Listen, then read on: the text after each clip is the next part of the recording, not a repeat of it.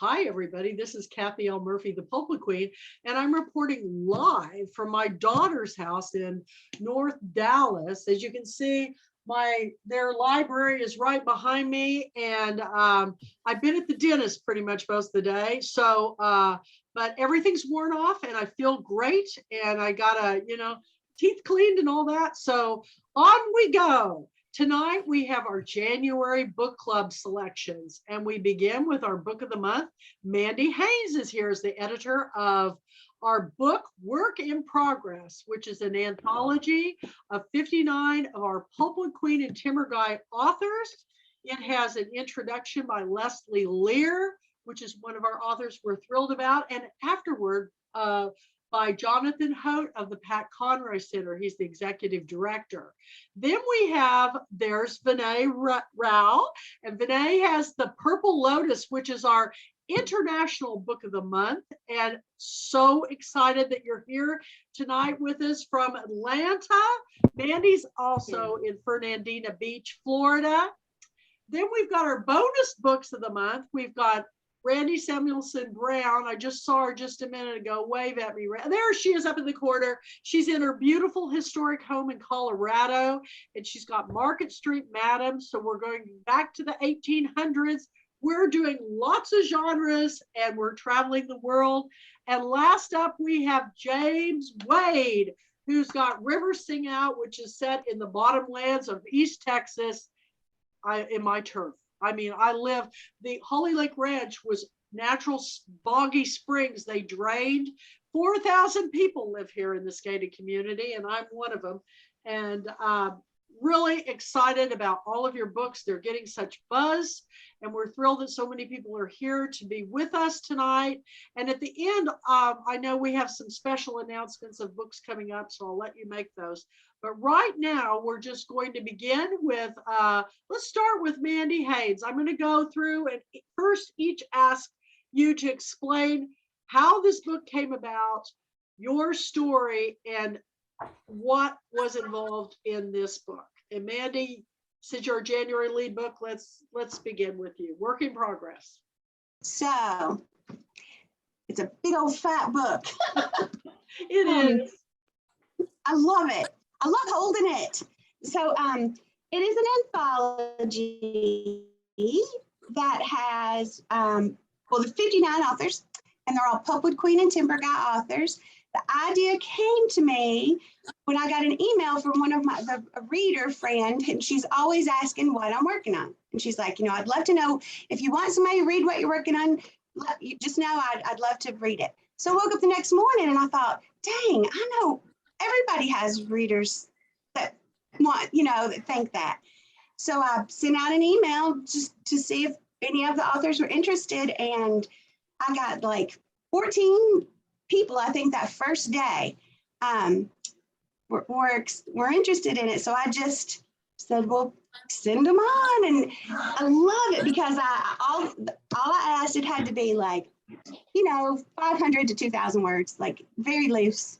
Could be a current work in progress, or something that they'd worked on and had, never put it anywhere, but something that they liked and they still had that they just, hadn't let go of, or a chapter that was taken out of their manuscript. So it's a really good mix. And the only other thing I said, I want a description of the piece that you sent. So after every story, there's a description of the piece and then the author's bio. So it's like you read the excerpt, then you read where it came from and then who it's by. And you almost like you're sitting there at a table with them. So it's really cool. I loved it. And then I wrote the introduction explaining how it came about. Leslie wrote the foreword and then Jonathan wrote the afterword, which was really very proud of that. So that's it. I'm very excited about the book, and I know some of you here tonight are featured in the book, and I am trying to help get the word out on all my authors. So February the 12th at 1 o'clock at Decorate Ornate in Gladewater, Texas, Stephanie's in the book, I'm in the book, and any author that could make it to Gladewater, you're welcome to come join us. It's a fabulous, magical place, we're doing a book signing. So I'm just trying to help Mandy get it out to as many people as possible. So, well, I tell you what, our readers are doing a good job at that too. I mean, our authors that are in it. Ruthie Landis has been, I love it. She's been reading, and she said she starting at the beginning and reading her way through. And she posts a review of each story. And then James Garrison started doing that. I love seeing the authors, they'll post pictures of them, you know, holding the book. And it's just, that's been a lot of fun. But y'all have good news. I have some more good news. So there's a live ink theater here in Fernandina. They're doing they had planned to do Walking the Wrong Way Home, my first short story collection, like a live production of that. They picked 5 stories and they have actors because there's like 5 or 4 community theaters here on the island. But then the pandemic hit where they're doing it now. They waited, but they're going to do it in February. And Cinda, who owns Live Ink Theater, said that she asked me, do you know any other collection of short stories that you think would be good? And I said, oh, matter of fact, I've got 59 great little excerpt like stories here. So I'm sending her a copy of this. So Live Ink Theater might be doing some productions of some of the author's stories in this. So when I talk to her after she reads it, I'll let everybody know what's going on. So. Kathy, you're muted. Okay, is it something that is going to be taped, or it's just a live event only? Well, you know, now with COVID, they might tape them now. They were always like, that's who I did my storytelling events with here in Fernandina. I hope they do, because it would be really great to be able to share them with everybody. But all of the authors that's in this book, you got to thank Ruthie and Jim for doing these reviews. That's 59. Hello? 59 reviews, you guys. So Ruthie is, gosh, she's a giver, man. And so's Jim. So if you can do a shout out for the book, that would be great. It's to help all of you keep everybody reading your works until your next book comes out. So we're very, very excited. Do you want to give your announcement now too of what else is coming about?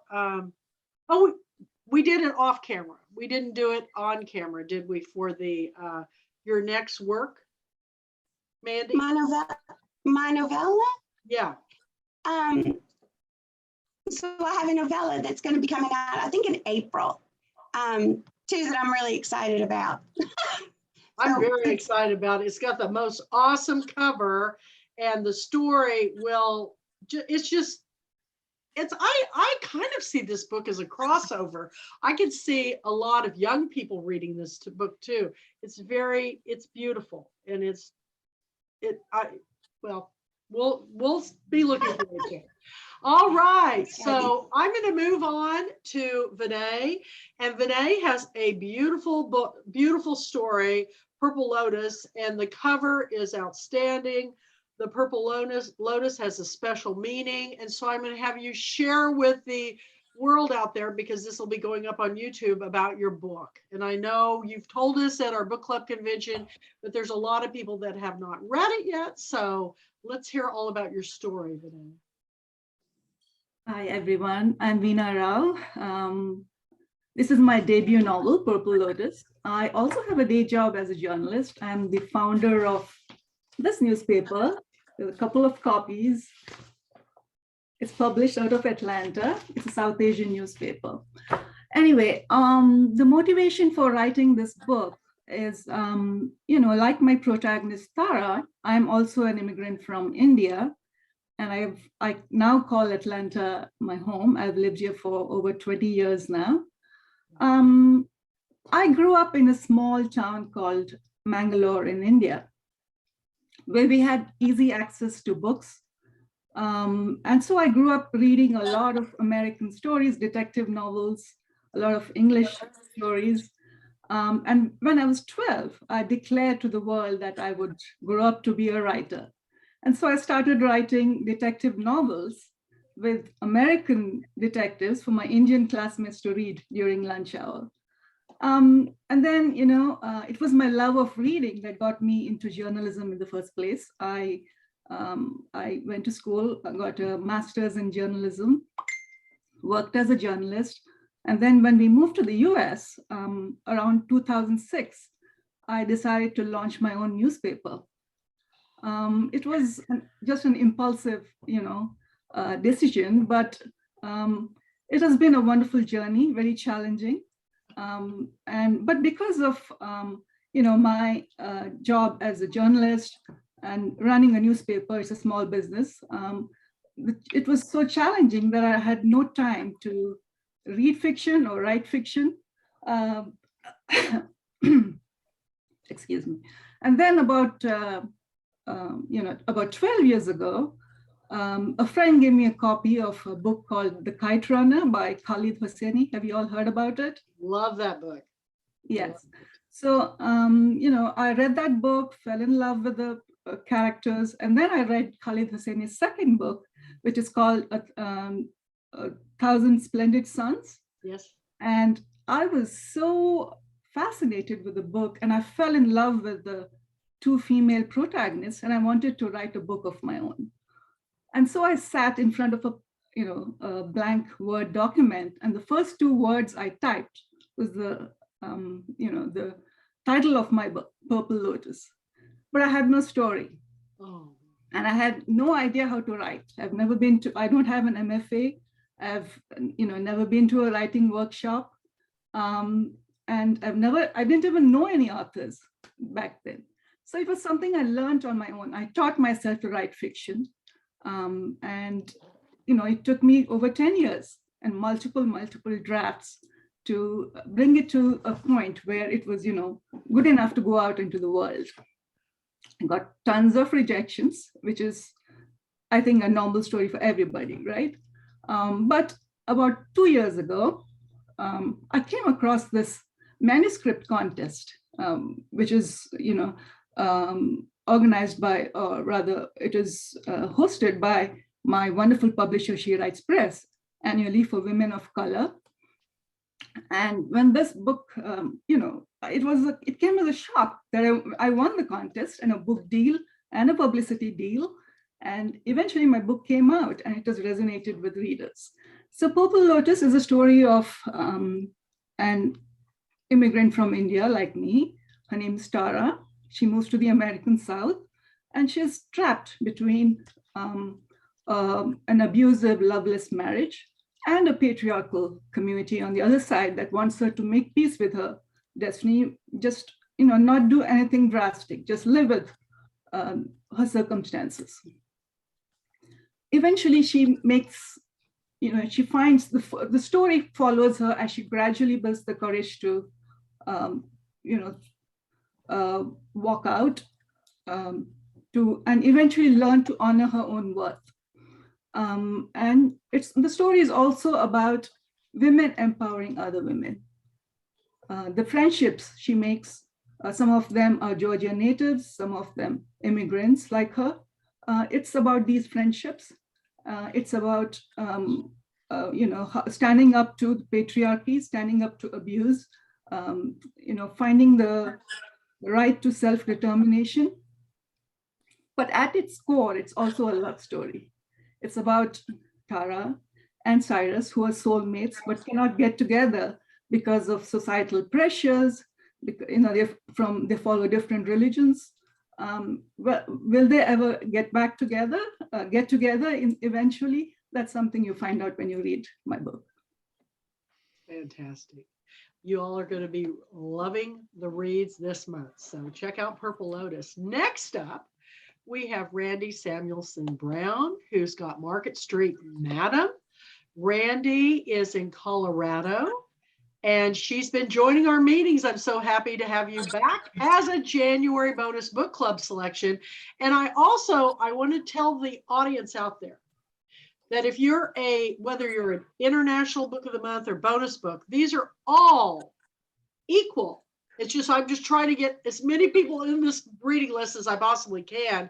And some of our past bonus book club selections have been Jamie Ford's Hotel on the Corner of Bitter and Sweet, Lisa Wincate's Before We Were Yours, Jeanette Brown's The Glass Castle. I mean, you are in really good company, so don't ever feel like, you know, it's not as important. So we're really excited about Randi's book, and I'm gonna let you tell her about her historical timeline story from a perspective I've never heard before. So go ahead, Randi. You know, my mother's relatives came and took me out to dinner at the Brown Palace Hotel, which is a big deal in Denver, you know, and they're older and they're kind of looking at me weird, and we kind of skirted around the book issue and all that. They were real proud, you know, it got published and all that. And finally, like, the older lady, she finally looked at me and she's like, Randi, I just got to ask one question. And I'm like, what? And she's like, why? And why meaning the subject matter. And so the reason why I wrote this book is I do know a descendant of Annie Ryan's family. So this is like the book, Market Street Madam. And she and I were going to a concert, and this is years ago, you know, and we were going through the bottoms of Denver where the brothels used to be. And she's like looking out the car window and she's like, you know, there's bad blood on my dad's side of the family. And I'm like, what are you talking about? She's like, well, his great aunt was a second-rate Denver madam, and like her nieces were hooking for her, and there was a murder, and you know, and I'm like, what? You know, so I was just like fascinated. I didn't care about the concert we were going to anymore. I wanted to hear the story, because I was just like, you know, it never dawned to me that people were related to people who had been prostitutes or saloon keepers, which sounds crazy, but you know. And then I started researching the book as a nonfiction, and I just couldn't find enough about it, because what I didn't know is within the prostitute world in the Old West, your desirability was like how fresh you were, how young you were. And so once you kind of got older and known, you would go up to the gold camps or you'd go down to Pueblo, but you'd change your name and you'd chop like a few years off your age, right? So you're kind of always changing, because these women didn't want their relatives back east or wherever to know what their line of business was. So for a nonfiction, that didn't work. So I started fictionalizing it, because I insisted on doing this book.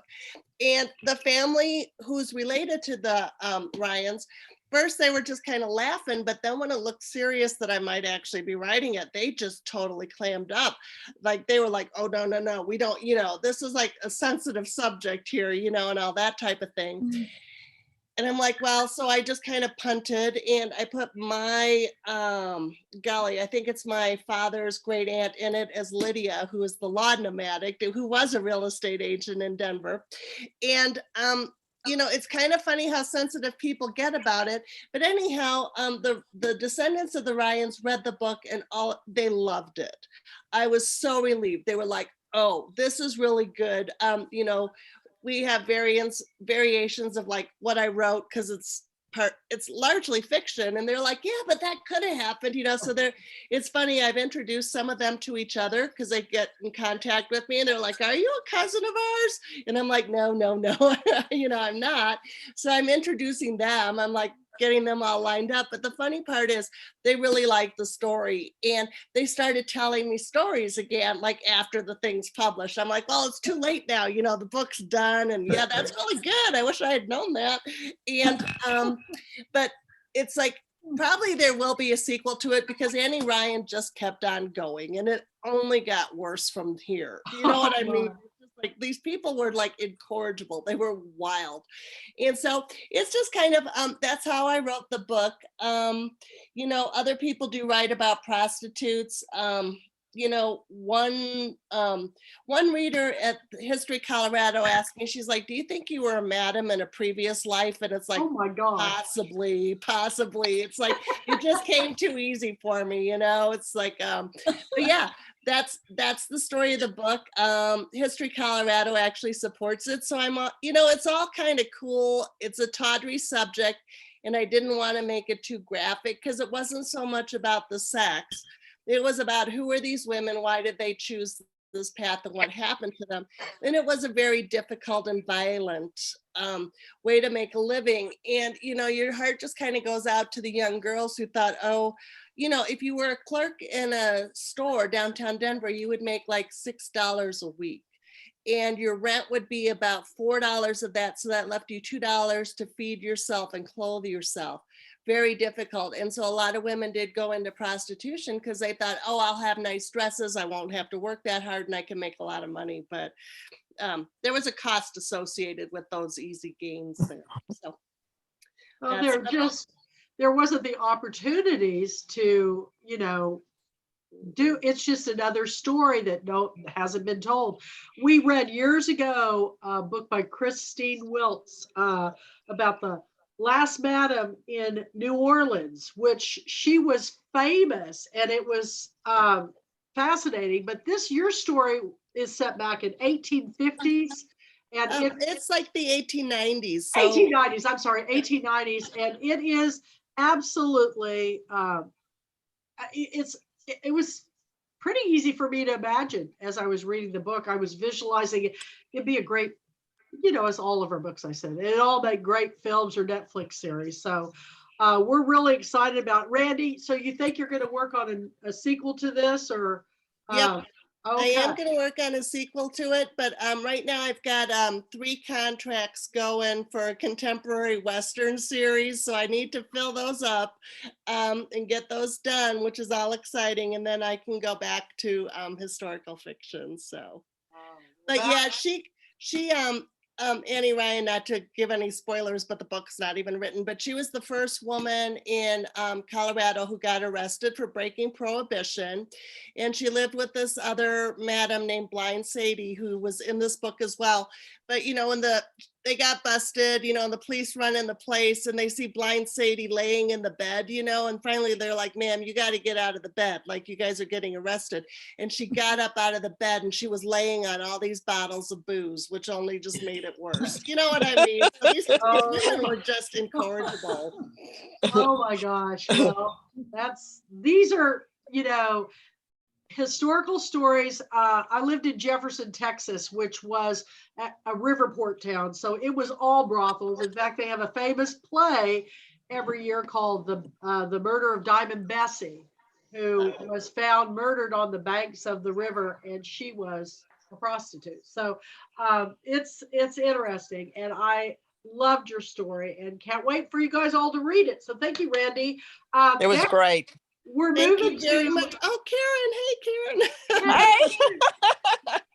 Next, we're moving on to James Wade, and James Wade has got Rivers Sing Out, and he's getting lots of accolades for his book, and it has a fabulous cover. He comes from, you know, this is set all in East Texas, and I'm very excited about it, and I want you to share your story, James. Yeah, thank you all so much for having me and including me in this group, man. It really means a lot. And that weekend, wow, that was so much fun. Thank you all for working so hard and putting that on. But yeah, River Sing Out is my second novel. Came out last summer. Came out a year after my first novel, All Things Left Wild, which was a Western, and All Things Left Wild did well with the Western community and the literary community, and garnered some nice awards and some good sales and all that. But for the second novel, I didn't want to stick to the Western genre just because I don't ever want to kind of get pigeonholed into one genre. And so I went contemporary crime and went from West Texas with All Things Left Wild to East Texas with River Sing Out.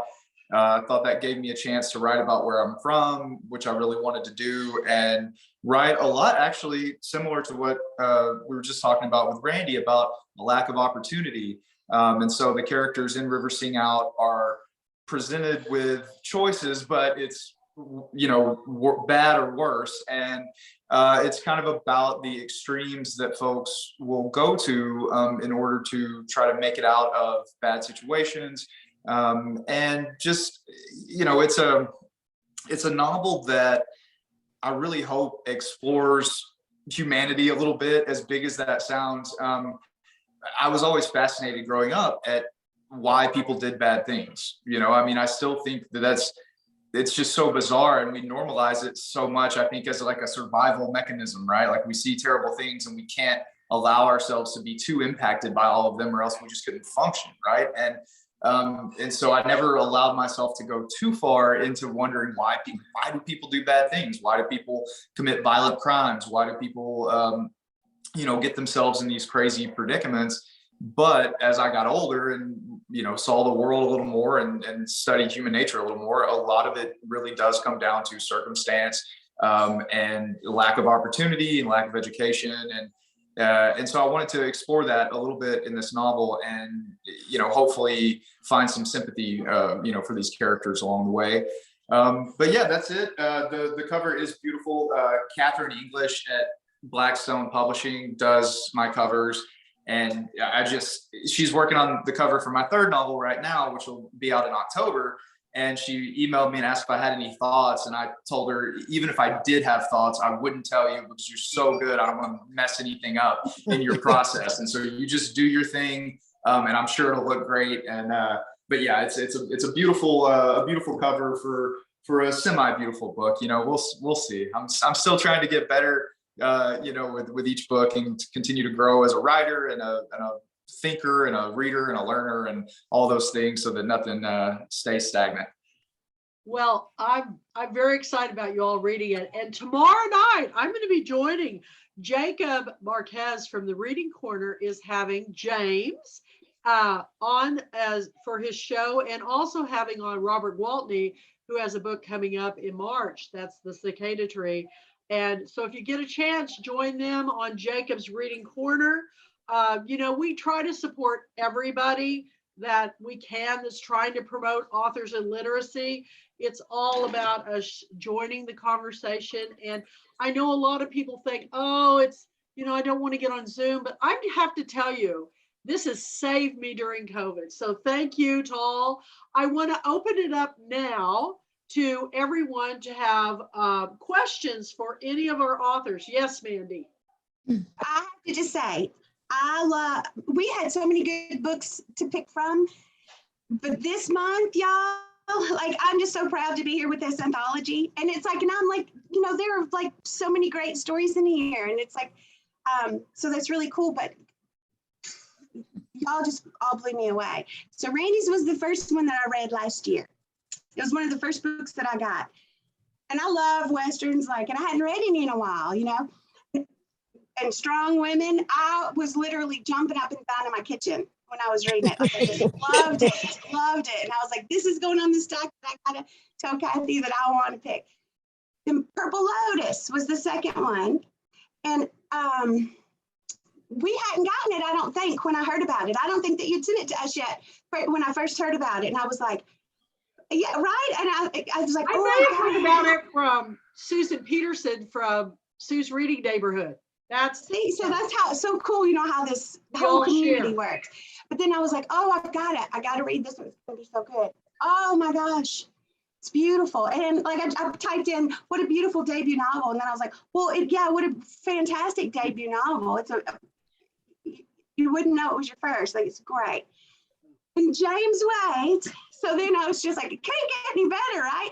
For January. And then his book came, and I don't remember, I think it might have been Jacob, but Robert, but anyway, I love David Joy.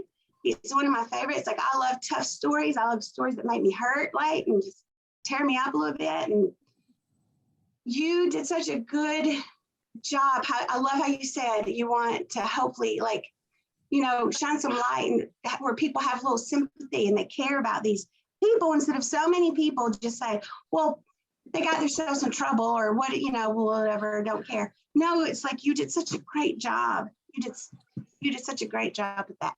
Loved it. Man.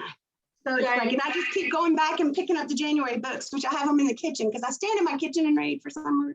So it's they're all on my island because it's I was oh, Randy's, oh, Veena, oh, James. I'm so proud to have the anthology in this month with y'all. So I'll let somebody else talk now. I just wanted to say about James, and then we'll go to you, Sarah.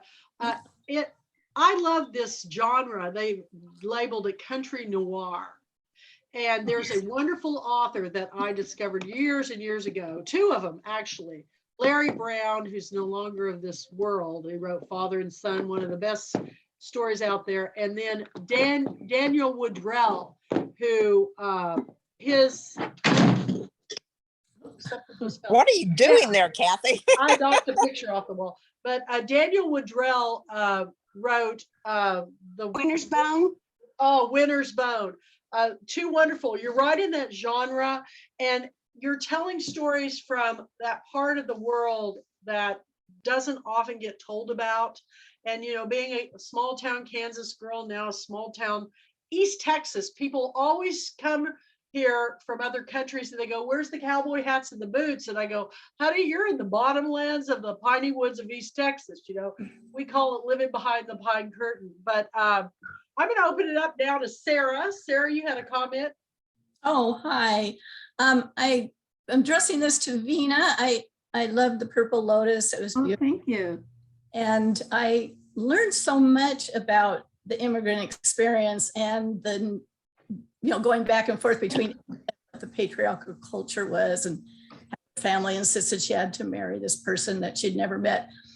And then coming to the US, and it's so good to hear that from an insider, because we can hear the truth without having to worry about cultural sensitivity, if that even makes sense. Yeah. I really appreciate you giving that voice. Now, my question is, I've had this similar questions because my latest novel, Pause, is based on some of my life experience, but totally fiction. And did you get that question from people about how A lot. All the time. Yes. Well, the story itself is not autobiographical, but is that your question, Sarah? Yes, I mean, I'm just Is that your question? feel about, I guess, more that. Yeah, I get asked that all the time. I think the only similarities are that we're both immigrants from India, and we both come from patriarchal cultures, and we both went through some of the internal struggles that Tara goes through are mine, but the story itself is not. Yes, and I guess I just want people to recognize when you draw on life experiences, but you make it into fiction, you'd like to be judged by the fiction and not just saying, I just my life or something like that. So right. I really appreciate I mean, if I had to write a memoir, I would have written a memoir. This is, you know, right. But of course, there are some instances from my life that are in the book. But the story itself is not fiction, is not autobiographical at all.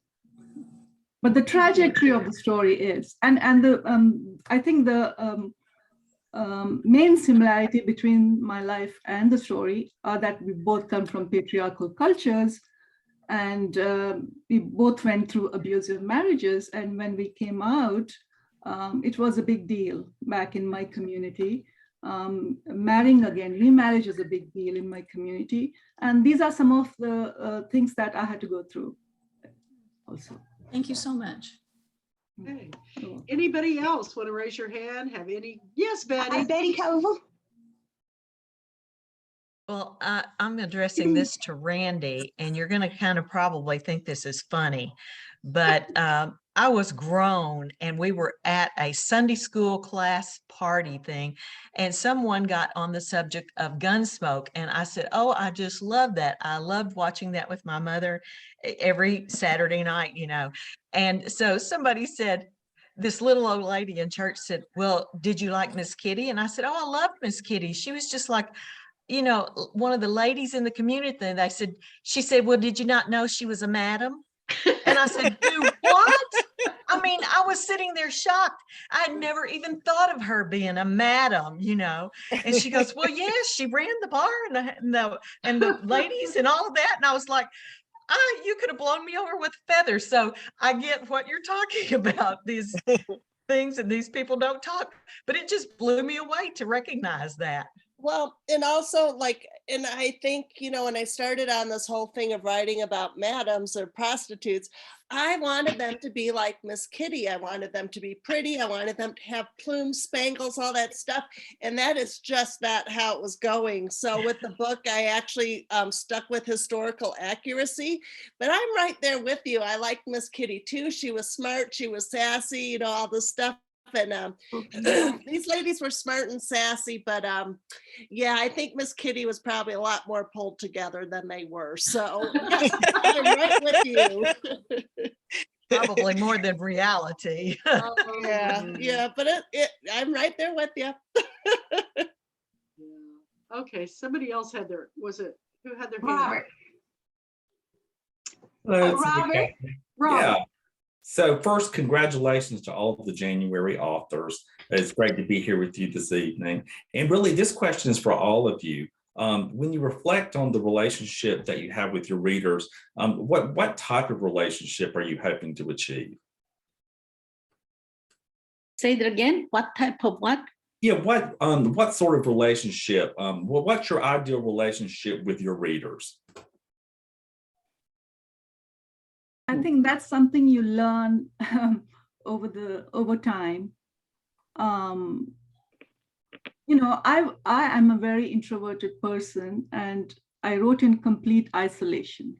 So when my book came out, it was an experience just to go out and talk about my book and talk to readers. I've done a lot of book clubs. That's one way you get to connect with readers, right? It's one of, I think an ideal relationship would be one where you're open to every question, open to opening your heart and talking about yourself. Yeah, if anybody else has anything to add to that. Well, what I like, when I like with my two first books, when I got to actually have book events, you know, before COVID, I loved listening to the stories. It's like, you know, you start out talking and you're talking about your book, but half of the, you know, the last half, and then when you're signing books is people want to share their stories with you, how what you write, you know, connected with them. So it's like, I loved it. Like I always went ready to stay late and just, I'd listen to, like I was in no hurry signing books. Like I loved hearing the stories. So Building bridges, that's what we're doing through our stories. So yeah. So Robert, can I add also to that? Okay. Oh, sorry, go ahead. Yeah, Kathleen, then James. Yeah. Okay. Robert, what I was going to say is over the years, it's not that I set out to be, but I've become friends with a lot of my readers, which means sometimes, okay, if I expect them to take time to read my book, I'm going to listen to their joys and sorrows. yeah. All right. Absolutely. That's Very true. hot. Okay, James, did you have a remark or question? Yeah, well, I very much agree with Kathleen. That's, you know, we're asking folks to spend their money and their time on our work. And, you know, I think a trap that a lot of writers fall into is because what we do is so tough. You know, we're mining the depths of our souls basically to get this work done. And so when we're finished, a lot of times it can be easy to slide into that, like almost presumptive, like, well, of course you should read this, you know, but it's a financial commitment and a time commitment. And so, you know, just to always be gracious is the relationship that I hope to have. I mean, you know, I have emails that I've sent back and forth with readers who contact me through my website, or, you know, we have a newsletter that goes out once a month and we do literary trivia in that. And, you know, I'll send people prizes and, you know, there are just different things like that. I've been invited to minor league baseball games, and one guy offered to send me an old typewriter he had restored. I've actually got a couple of paintings on my wall of the book covers that, you know, readers have done, or the one guy's son painted the cover reversing out and sent it to us. So those are all like really cool things. But, you know, on the flip side is like, there's just be gracious with your time, you know, because if you can, just like what Mandy said, if you can listen to their stories and, you know, get to know them a little better, then I think it kind of equalizes the relationship a little more, because we are asking a lot, you know, from these guys. I mean, a hardcover book is it's like $30, right? And so even though to us we're like, no, I just spent I spent a year or 2 years blood, sweat, and tears into this. you know, they earned their dollars just like we did. And so yeah, I just think a lot of grace is involved. You know, and what I want to say, like kind of piggybacking that on, I kind of made a deal with like the Colorado Universe. It's like, you know, if this book ever gets published, I mean, it's all of our collective histories are going into what I'm doing to a large extent. And I'm like, okay, every library that wants me to talk, if I can do it, I'll do it. Every regional museum, if I can go in and talk about prostitutes or empty campsites or whatever the heck I'm talking about. And, you know, I really feel like I'm supported by the state. And I really like to go out to the rural towns, those little tiny ones that they don't get anything. They're like crossroads.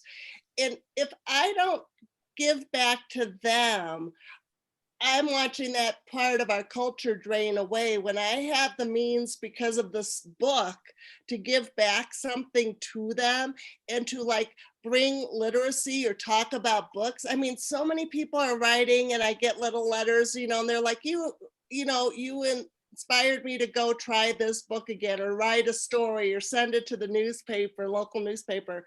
So I really try to do that. I think it's a two-way street. And I, like James or Nick says, I try to be gracious, and a lot when I'm listening to these people's stories, they give me ideas for my next story. I'm like, oh my God, this is a wild thing. I can use this. And I'm like, can I use that story? And they're like, take it, honey, take it, go.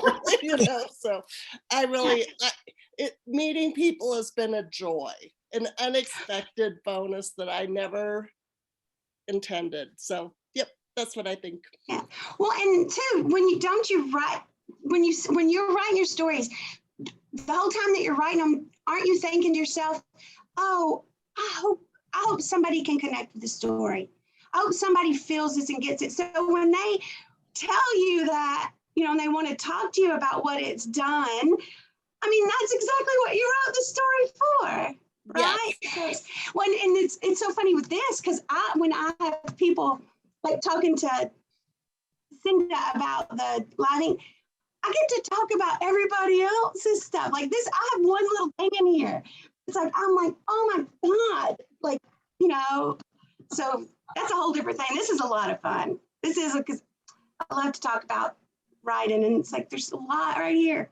But, yeah. Anybody else want to jump in to the conversation? I'm reading it now, Mandy. I just want to say I've been fascinated by people who hate my work. I actually like the kind of comments they've made, because it reflects more about what's going on with their life than it is about my book. And I appreciate that, but also I always feel bad, because if they did I want people to enjoy it and to get something out of it. So I also feel kind of bad. It's like, I'm sorry you took the time to read my book. Mickey, if they met you and heard you tell the story, it's one of these stories that they're reading it, you know, just in that one dimension of just reading the story, but you're really making social commentary, and it's absolutely makes you think, made me laugh out loud a lot. So, you know, read the book and talk to Mickey. He's a great guy. Great guy. He's in Robert Waltney's writers group, and American Judas is the name of it. It'll be coming up on our reading list. So yes, don't. Kathy, to that point, to Mickey's point, you know, we don't want readers to not care, you know, like about our characters. We don't really care if they hate one of our characters or that they love them. We just don't want them to not care, to not be aroused. Eudora Welty makes a cameo appearance in my novel, John and Mary Margaret, and I have a lot of quotes by her. And one of them says that a great novel will help the reader come to grips with how they feel about the issues. And that was a lot of what I was thinking about as I wrote my last novel, is I wanted my readers to have an awakening to how they felt, specifically about race issues. You know, so I didn't want them to all love it or hate it. I just wanted them to get in touch with how they felt about the issues. The story is to make people understand other people's viewpoints, you know, and walk in their shoes for a while. And I encourage everyone to write their story, because every single person I know has a story. Because when you write it, then you finally figure out what you really believe in. Don't you think, Mickey? Yeah. Absolutely. You learn a lot about yourself when you're writing that story. That's right. Anybody else want to jump in? Karen? Joanne has her hand up. Okay, Joanne. I just wanted to share a story about one of my favorite reviews of my debut novel, Sweet Jane. Jane grew up in an alcoholic home, and her mother wasn't a very good housekeeper. So there were cigarette ashes on the floor and things like that. And then 17 years after Jane left home, she returned for her mother's funeral. And this review gave me 2 stars. And she said, "I can't believe nobody cleaned that house before the funeral reception."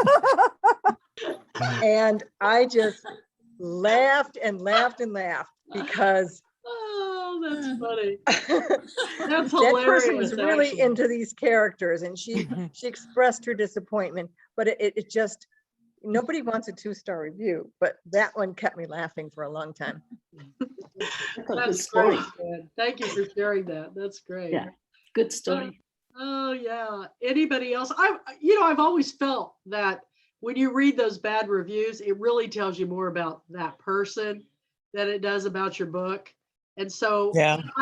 I've also think a lot of people, they're just unhappy and they just don't want anybody to have any success. And so they just, they get very vindictive and jealous. And But I love that it was, I can't believe nobody cleaned her house for the funeral.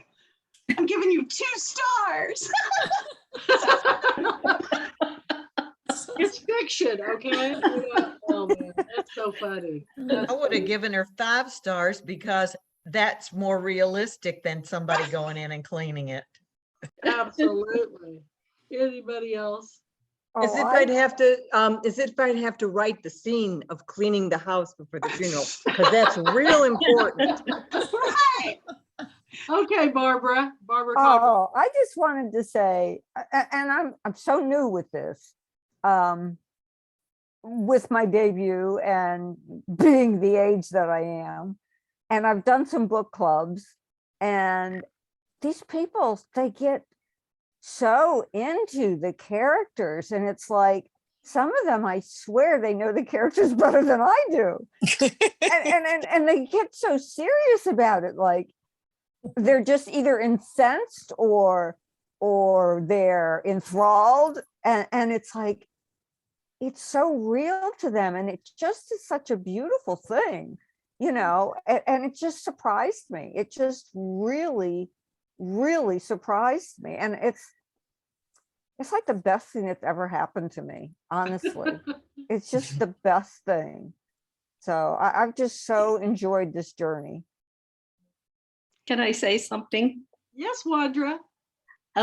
My publisher is Kim Davis of Madville Publishing. Yeah. And it has been months after it was published, and we were on a Zoom by Gemini Inc. And she still mutters like, "Oh, this is my publisher who has read so many books, other people's books." And she said, "Oh, if Kongu didn't get conscripted to the North Korean military," meaning my protagonist's life would have been so different and happier. So, it has that some people are much more sensitive about this personal story. And, when I think about it, I'm a therapist and I'm a horrible driver. And so I never offered to drive somebody. It's one thing if I get hurt or if I die, but I don't want to hurt somebody else. So anyway, so as a therapist, I did a lot of treatment, especially chemically dependent people. And there are a lot of impulsive people who drive under the influence. And it's an amazing thing that we don't have more accidents on the highways, on the roads than we do. It really is an amazing thing because it's a big killing machine, right? The car. and it's the same thing about the book. You know, you take years to finish your book. That's your goal. You want to write the story. You want to tell the story. But selling the book, you know, nobody knows you. So somebody published, I mean, Medville is not a big publisher, so it doesn't have, and she's not a publicist, she's not a PR person, she's a publisher. So it's up to me, just like a lot of you, to sell this book. And it starts with a friend who is reading your book and spreading the story, right? Spreading your book, you know, what they thought about your book. And then it spreads from there. And so I really appreciate these reading groups. I never did Facebook before until my publisher told me I need to do it. So now guess what? I have 3,000 friends, 3,000 friends. I work very hard to build it up. So anyway, so it's a good medium because you get to talk about it. And sometimes, you know, I used to push a lot and I really don't, you know, if you have noticed, I never put my friends or family pictures on the Facebook. I'm private on that. I don't mind me putting myself there, but I really hate to push my book every day. Yes. You know, it's hard. I just don't feel right about it. So then I have to talk about other things and I talk about other people's books and such. But I made so many friends, and especially after the conference, convention. I mean, I got to see them. I don't have good eyesight, so I'm looking at your names and I'm getting old, y'all. So I really need to go to the convention and meet you. Then I will remember with your name and your face. And I have a hard time doing that. But it's an amazing thing that people read your book and get moved and talk about it and then decide to choose it as their book of the month, you know, their book club book. And so it spreads and it takes time, I realize. And so, you know, and it is so damn hard to get the media to write about your book. I'm working very hard on it. I think one day it will happen. But, you know, if you think about the whole thing, you write it for your own satisfaction, I think. That's what I do. I write it. I don't think about so many people will read and I'll become famous. I don't think about that. But I do want the reader, when they turn the last page, and I want them to linger and think about what this story was about. And so that's what I try to do.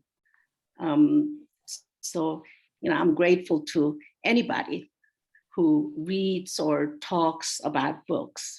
That's my piece. Well, Wandra, we've been doing this 22 years and we learn every day. But I'll tell you, the best thing that happens is the friendships that we make from this community with the readers, with the other authors. And it's up to all of us to not be selfish and just see this as a vehicle to promote ourselves. We need to be like Ruthie Landis, she is reviewing every single one of our authors in Work in Progress. She's such a giver. And she's also like you, she's a psychotherapist, but it's all new, but we're doing this hand in hand. We come from all walks of life, all ages, and do not, Barbara, say anymore at my age, because most of the best books that I've picked throughout my years are senior citizens. So stop that mentality. If you've got a great story from a different point of view, we want to hear it. And besides, I think in this youth-oriented country, I want to read stories about people like me, you know, people that are dealing with Social Security and, you know, single at 65, these are things that interest me. And I want to read the young things too. Mandy, you want to jump in and yeah, I want to say something about when Barbara said that about how when readers, and then Wandra was saying how it's hard. Well, y'all, when I was doing cardiac echocardiograms back at the Children's Hospital, I would write. I never, wasn't thinking about being published anywhere, but I would write, and they had this Vanderbilt paper in a contest, and every year I submitted, I won. And so I just thought, oh, fun, my stories, but it was a big deal, but it just didn't sink in on me that it was a big deal. But when how readers take what you say. So I wrote a story, and the story is about this woman that was in an abusive relationship. It's in one of the things, and she kills him in self-defense and feeds him to the hogs. Well, I'm pushing the ultrasound machine through the NICU, and there's all the little babies, in their isolettes, and the moms and the dads and the nurses. And this guy, who I don't even really know, is across the room. I think he's working on a machine, and he yells out, "Did she feed him to the hogs?" Yes. Everybody was like, "What?" So, and I thought, I made it. Like, to me, that was like winning a Pulitzer, it's like, so it's like, if you just keep on to that, like, don't get discouraged, Wandra. Don't get, because your book is being read and people are loving it. Like, people at the convention, I was reading those chats. So they're like, your book's getting read, and your book got, like, a lot of people picked up your book after the convention because they're talking about it, right? So just don't get discouraged. We've got lots of things in the works on how to promote you even more. And with our Reading Nation magazine, which I think we're almost at 70,000, we like 69,000, like 69.7 something when I last looked. So, that magazine is getting read, and I had to, I'm starting a new program for children because now that I'm a grandmother and reading to my grandson, I thought it's time to get back to my love of children's books. And I just read Adriana's book on my channel and posted it. 275 people watched it. I think it's the most watched video I've ever had. I thought, read your books. Do not feel bad about promoting yourself. Read a little bit of it and post it like once a week. You didn't work on this book. It took me 6 years to publish my first book, working full-time with 2 children and in every organization in town. So, I don't give my book away very often. I earn the money I get from that book. So, take in the empowerment that you did something really great that so many people could never even get a book onto print, and you did it. And Madville Publishing is publishing some great books, right? Oh, yeah, Wandra. Yeah, it has good books. Good books. So if you start feeling discouraged, you just pick up your book and look at it and hug it and just think how much you love it. Like you did, and just don't stress about the small stuff. People are reading it, and that's all that matters.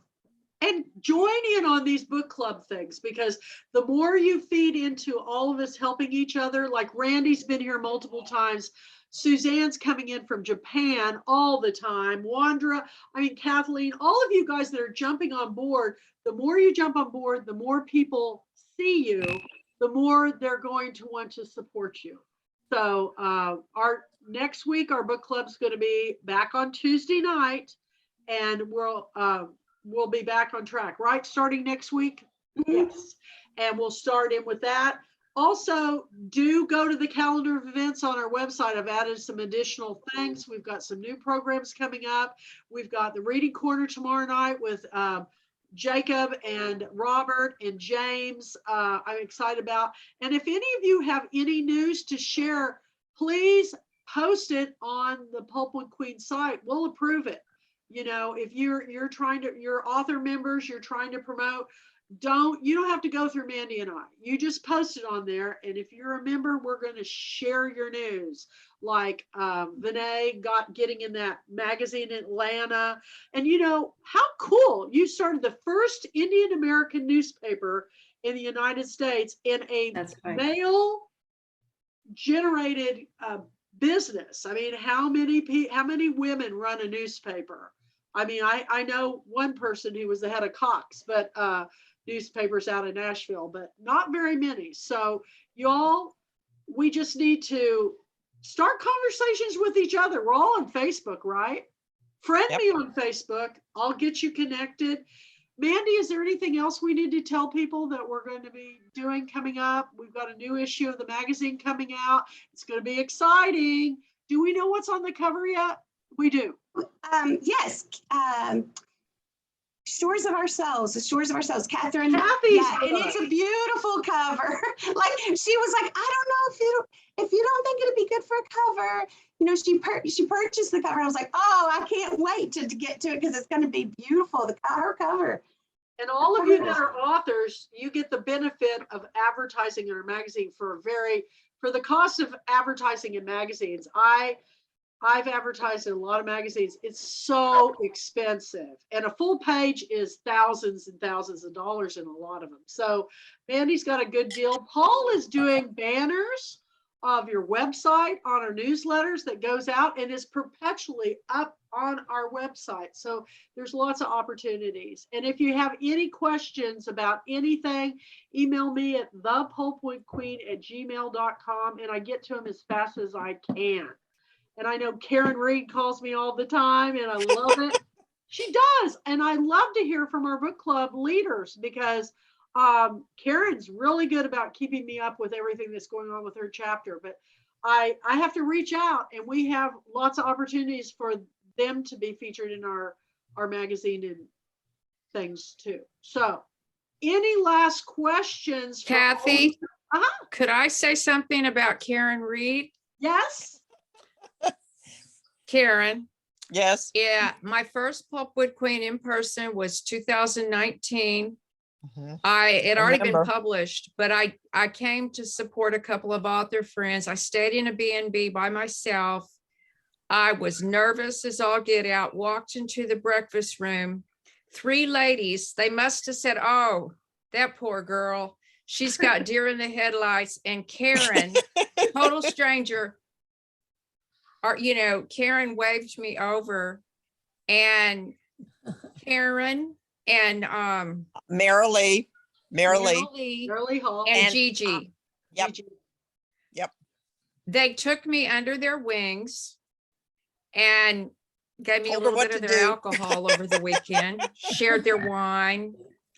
I just can't say enough about Karen. Thank you again. And I just thank you for reaching out to the deer in the headlights author that walked in the door and you didn't know who I was from Adam.